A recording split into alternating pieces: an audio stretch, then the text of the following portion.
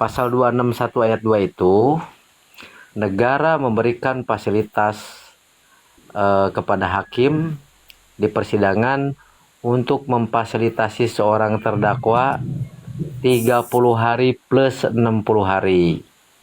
Pelimpahan dari jaksa penuntut umum ke pengadilan itu tanggal 7 Juni. Juni, Juli, Agustus. Ya kan?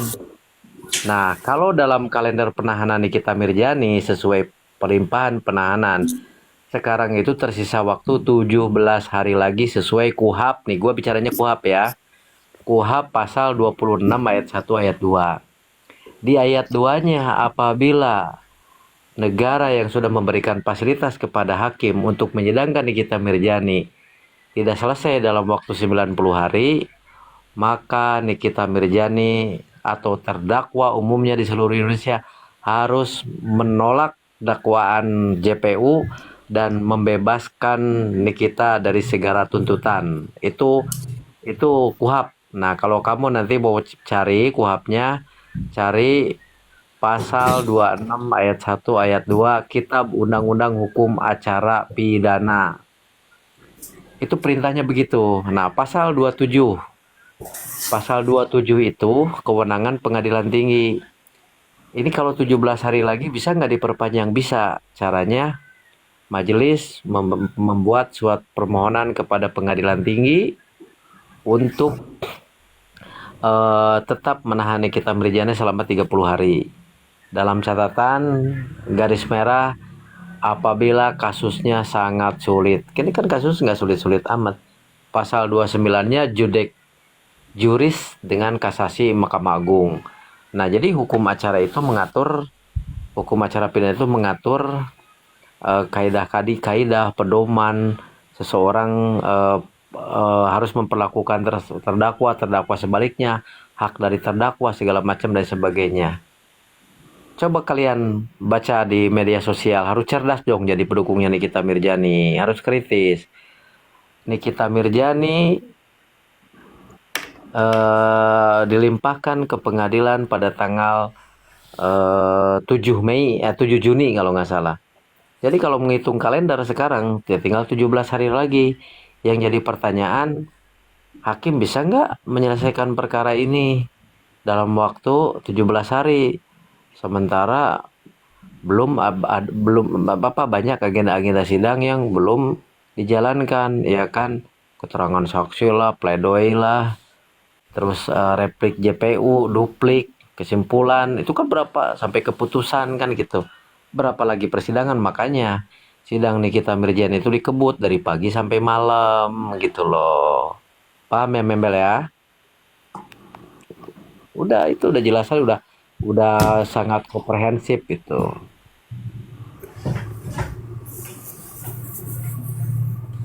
Jadi Nah, gini, ini benar nih. Kalau sidangnya seminggu sekali berarti 3 kali sidang tanggal 4. Iya, tanggal 18 itu. Itu udah benar itu. Kalau saya kan menjelaskannya bukan kata orang, kata Kitab Undang-Undang Hukum Acara. Sekarang sesuai begini. aturan ya. Iya, Bang RD, bisa nggak eh, Bang RD menjelaskan orang-orang banyak tuh teman-teman. Dicari tuh di Google tuh jurisprudensi sesuai dengan pasal 26 ayat 1 ayat 2. Terdakwa yang melampaui ambang batas penahanan dibebaskan banyak itu. Berarti kan jaksa penuntut umum tidak bisa membuktikan. Ya, jadi teman-teman kalau saya ditanyanya misalkan Bang RD, oh ini ribut itu saya nggak mau ngebahas itu capek. Tapi kalau saya mau ngebahas tentang apa namanya perkara-perkara hukum ya kan edukasi baru saya mau. Kalau ngebahas masalah blok-blokan ini jelekin ini saya nggak mau, makanya nggak ada larangan saya mau masuk di ruangan manapun, nggak ada larangan ya. Nah, jadi penjelasannya yang secara lengkap Membel, aktori incumbit onus probande itu siapa orang yang menuduh, nih siapa orang yang menuduh nih, yang menuduh itu jaksa penuntut umum kan. Jadi jaksa penuntut umum lah yang memang wajib membuktikan kesalahan Nikita Mirjani. Nah, oke, kita bahas tentang masalah 368, Junto 27B, Junto Undang-Undang TPPU. Nah, ketika seorang jaksa penuntut umum menuduh sesuatu kepada seorang terdakwa dan tidak bisa dibuktikan, itu kan actori incumbit onis probante adalah actore non probante. Kedepannya itu ada reos absolvitur. Ketika jaksa penuntut umum tidak bisa membuktikan tuduhannya yang dituduhkan, nah makanya jaksa penuntut umum ini dia memakai dakwaan alternatif. Oh, kalau nggak bisa 369, 368. Kalau tidak bisa 27B, berarti kan 45 ayat 10 Undang-Undang ITE. Padahal 27B dengan 45 ayat 10A itu sama bunyi pasalnya Bang, di ITE Bang. ya. Bang Erdi, yang kutanya, ini sidangnya kalau misalkan habislah batas penahanan ini sampai di mana, itu aja. Berarti kan gini, hari Kamis ini kan masih ada juga untuk saksi-saksi, itu kan. Nah, terus belum lagi pledoi-pledoi, dan itu kan masih butuh waktu yang panjang. Berarti jika ini sudah habislah batas waktunya, gugurlah itu semua ya. Pulanglah nih Gugur. kita ini ya. Makanya saya mau sampai ke selesai nih. Jadi actore incumbit oris probante itu jaksa penuntut umum menuduh. Apabila jaksa penuntut umum dalam perkara yang kita tidak dapat membuktikan kesalahan terdakwa, maka actore non probante reos absolvitur itu harus dibebaskan secara hukum. Nggak ada no debat, itu udah selesai sampai di situ itu. Hitung aja dari mulai hari ini 17 hari. Bisa nggak pengadilan itu menyelesaikan perkara NM? Udah selesai Ini, itu. Bang, ini udah tanggal 3, 15 hari lagi. Oh iya benar tuh 15 hari lagi berarti 2 minggu lagi ya. 2 minggu lagi. Makanya sidang itu kan kemarin betul yang dibilang Kak siapa ini tadi, yang diminta untuk seminggu 3 kali kan. Pernah kan? Iya toh? Ya. Ternyata tetap kan sekali seminggu. Berarti jika ini tidak selesai, apapun itu Niki wajib pulang ya. Iya, kamu kalau nanya, kata siapa? Bukan kata RD loh. Kata kitab Undang-Undang Hukum Acara pasal 26 ayat 1 ayat 2. No debat, selesai. Itu sesuai aturan, sesuai undang-undang gitu kan Bang. Undang-undang. Jadi segala Betul. tuntutan, segala tuduhan terhadap Niki itu pun akan runtuh. Ditolak sama hakim dakwaannya. Nggak ada dakwaan, cuman zero, back to zero, bebas. Bebas murni. Itu bebas, hilang lah itu semua ya, karena tidak bisa dibuktikan berdasarkan. Jadi gini Bang, itu tidak bisa dibuktikan, tidak terbukti karena waktu ini kan. Berarti Niki bisa pulang lah ya, batasnya tanggal. Tapi dengan catatan Mambel, ada tapinya. Si JPU tidak meminta lagi waktu tambahan gitu loh. Oh emang boleh Bang JPU meminta lagi? Ya, Orang katanya undang-undang. Bisa jaksa penuntut umum melakukan banding dan kasasi kalau dakwaannya itu ditolak oleh hakim di judek juris. Ini kan pengadilan judek fakti. Nanti di judek juris itu jaksa lah yang memang nanti melakukan upaya banding dan kasasi. Pertanyaannya, ketika biasanya diadakan yang seperti itu pinta tambahan, pertanyaannya itu apakah bisa ditolak, apa memang semestinya pasti harus diterima? Selama saya menjadi seorang advokat, jarang ada yang dikabulkan oleh pengadilan tinggi. Karena apa? Banyak kasus pembunuhan yang pelakunya 15 orang, ikut sertanya 10 orang. Pembenongan bilang Bang, diplesetin loh Bang. Maaf Bang, lanjut. Iya.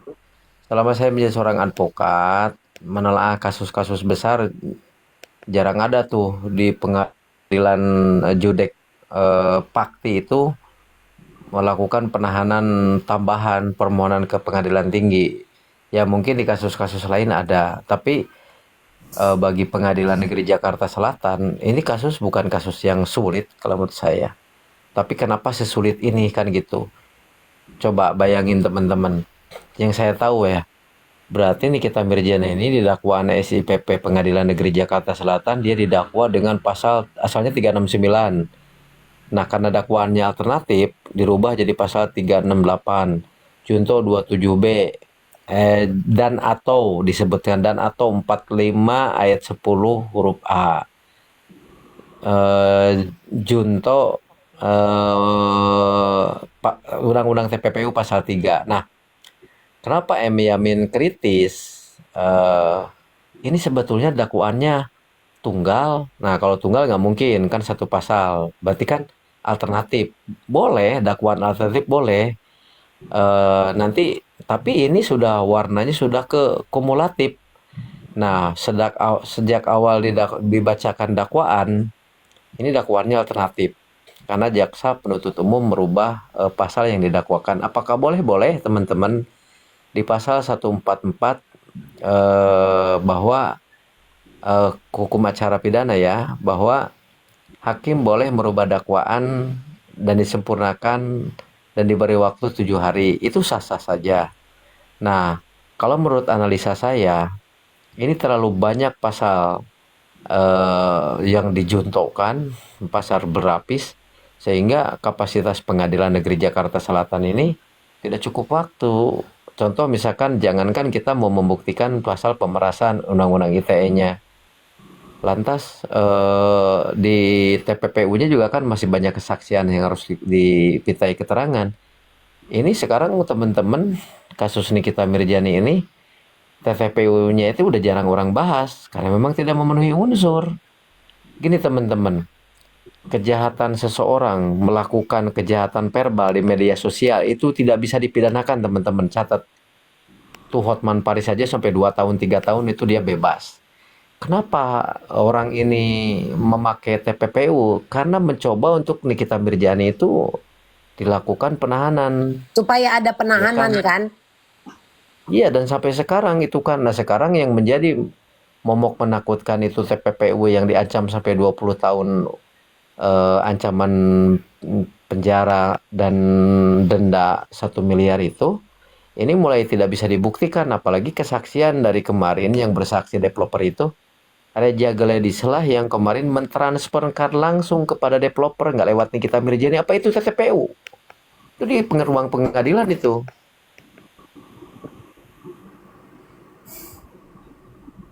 Mulai ngerti nih Mambel nih, mulai ngerti Iya, nih. iya, ya wajar. Jadi kalau misalkan kayak aku nanya gini, namanya itu kan bidangnya abang, bener dong. Tapi kalau misalkan bidangnya baju, tas ya baru abang nanya ke aku, cocok? Iya. Kita kan udah punya porsi masing-masing. Sebenarnya tadi aku pengen komplain yang masalah abang bilang bahwa kalian sebagai pendukung ataupun fans Nikita Mirzani itu harusnya cerdas begini-begini. Kita itu kan masing-masing sudah memiliki porsi. Abang porsinya ahlinya di hukum, cocok bang? Jadi kayak gini awak nanya.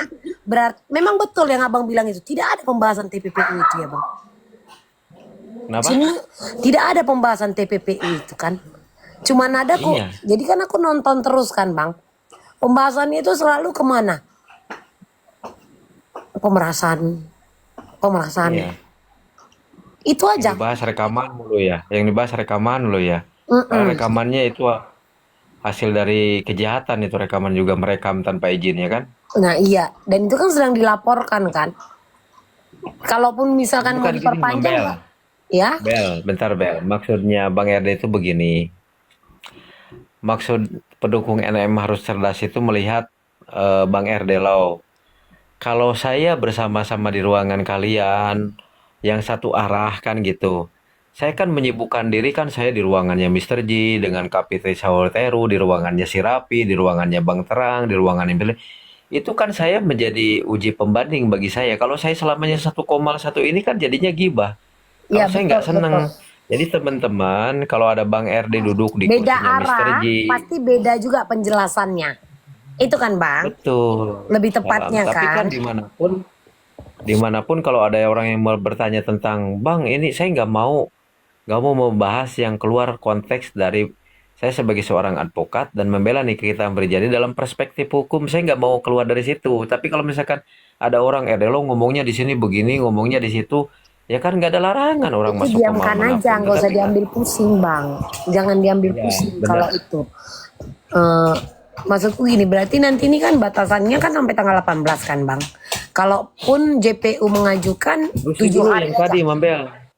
Terusin dulu yang tadi. Nih, sampai sekarang pun belum ada yang membantah statement saya bahwa barang bukti yang dipakai oleh Raja Gele di situ adalah barang bukti hasil dari kejahatan atau perbuatan melawan hukum. Karena apa?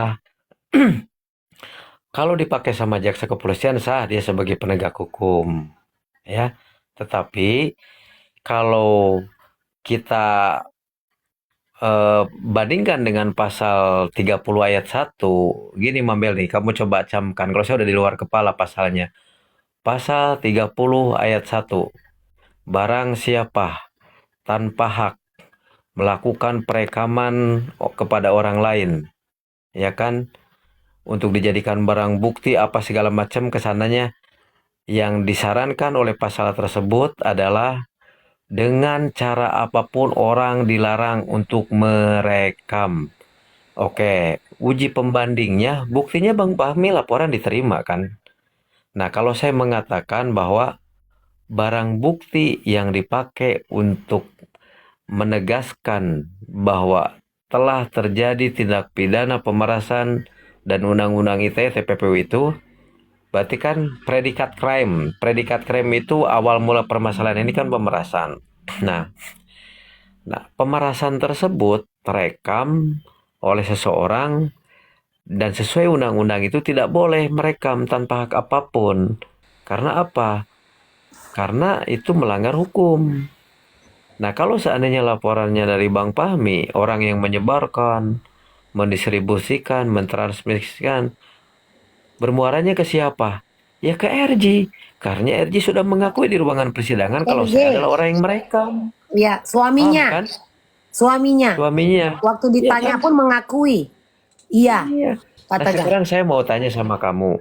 Kalau suami kamu melakukan perekaman dengan Hiroshima, terus kamu mengakui di persidangan, tiba-tiba ada tersiar kabar di luar TikToker yang menyebarkan rekaman tersebut. Nah, itu bermuara ke siapa? Bermuara kepada suami kamu yang menegaskan di ruangan persidangan saya adalah orang yang merekam. Mm-mm. Betul kan? Seharusnya Nah, bang, sekarang kalau misalkan ya rekaman itu tidak tersebar, itu masih sah jadi barang bukti. enggak, kalau menurut pasal 30 ayat 1 enggak sah. Karena kan perekaman itu dilakang. Coba kamu buka di Google. Penyadapan dengan perekaman itu persamaan kata. Bahkan di pasal tersebut, hey Mambel, lu nggak usah rekam-rekam tanpa izin. Dengan cara apapun. Nah sekarang ada nggak RJ minta izin sama Nikita Mirjani? Hei kak, pembicaraan ini gua rekam ya. Baru bisa dijadikan. Kalau Tapi itu ada kan, omongan ini gue rekam itu oke. Walaupun dia jadi oke. korban ya bang ya. Iya, tapi kan dia melawan hukum Ini tanpa kan dia tanpa tidak hak. ada ya. Nih benar nih. Itu namanya dijebak betul. NM Iya itu dijebak. dijebak Mm-mm. teman-teman. Kasihan. Berarti biasanya kalau apa pantas gitu misalkan kita berurusan misalkan lah kayak dengan bank ini kita rekam ya Bu misalkan untuk sebuah pembuktian takutnya ada masalah ya kan Nah, pihak bank kalau pembicaraan telepon kita suka ngomong gitu kan. apa Ibu pembicara, ibu pembicaraan kita direkam oleh direkam sistem ya. ya. Kalau gitu oke ya berarti selama ini misalkan ada laporan lah misalkan oh ya gue ada nih rekamannya rekaman percakapan telepon kalau tidak ada omongan izin merekam berarti itu tidak sah ya bang ya itu juga ilegal ya Iya. pidana ya. Iya, sesuai. Nah, kalau kamu nanya, kata siapa? Kata pasal 30 ayat 1. Suruh baca dia. Pasti bunyinya, barang siapa tanpa hak merekam pembicaraan dengan cara apapun. Cerdas dong. Nah ini kan kita baru Mel, tahu kayak aku baru tahu Mel, ngerokok boleh nggak di sini? nggak tahu aku bang aku pun nggak ngerti aku dari tadi Aku ngerokok kampung. aja. Nah, kamu jangan kalau aku boleh. Kok dia boleh maksud kau bang Iya, kalau Mambel ngeliatin rokok di kamera nggak boleh. Kalau aku boleh. Jadi ini terbantah apa maksudnya bukan terbantahkan, maaf. Barang bukti itu tidak sah ya. Tidak sah, tidak sah secara individualisme, secara pribadi antara manusia yang melaporkan atau dilaporkan nggak sah, tapi akan menjadi sah ketika itu diadopsi oleh penegak hukum, contoh polisi, kejaksaan. Kamu punya barang bukti rekaman nggak? Nggak sadar jaksa penuntut umum itu ketika memakai alat bukti itu nanti itu akan gini loh. Kan kalau seandainya nih, emang kalau Nikita Mirjani diponis kalian merasa senang? Nikita Mirjani sudah diponis? Enggak lah, kan bisa banding, bisa kasasi. Sesuai dengan pasal 2728 waktunya bisa sampai sebentar 6 bulan lebih, hampir 7 bulan. Masa Polda Metro Jaya dengan waktu 3 bulan nggak bisa mentersangkakan RJ dari rekaman pembicaraan tanpa hak? Bebas, nanti Iya. status status putusan Reja Gledis nanti kalau memang dia masuk ke ruangan persidangan itu akan dijadikan nopum di dalam judek pakti nanti. Nopum Nopum judek paksi bebas itu apa gitu bang? terjadi.